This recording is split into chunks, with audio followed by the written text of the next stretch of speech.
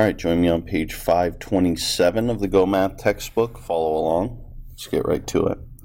A measure of variability is a single value, so one number, used to describe how spread out a set of data values are. The mean absolute deviation is a measure of variability. So the MAD we'll call, Isaac reminded me, Mr. Music called the MAD, mean absolute deviation. In gym class, the students recorded how far they could jump. The data set below gives the distances in inches that Manuel jumped. What is the mean absolute deviation of the data set? Okay, so find the mean of the data set. That's the first step. Remember, when finding the MAD, the first step is find the mean. Okay, so we have 54. There's our 54. 58, 56, 59,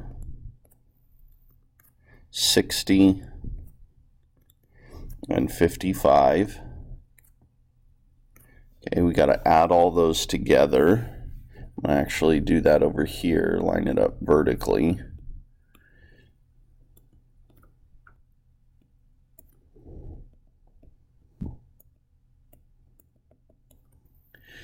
Okay, 4 plus 8 is 12, 18, 27, 32.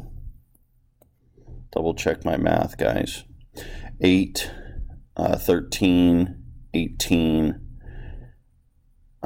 23, 29, and 34.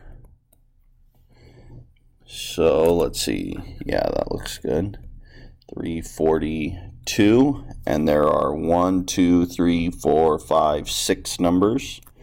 So I divide by 6. So 6 into 342. 6 goes into 34 5 times. That's 30. Subtract gives me 4. Bring down my 2. 6 goes into 42 7 times. 7 times 6 is 42. Subtract gives me 0. So that is the mean. That's my first step. Find the distance of each data value from the mean. So 57 is the mean. So find the distance between, or the difference between those two. But it always needs to be a positive number. So 57 minus 54 is 3. 58 minus 57 is 1. That's 1 away from 57. 56 is 1 away from 57. 59 is 2 away from 57. 60 is 3 away from 57. And 55 is 2 away from 57. Add these all up. 3 plus 1 is 4, 5, 6, 7, 8, 9, 10, 11, 12.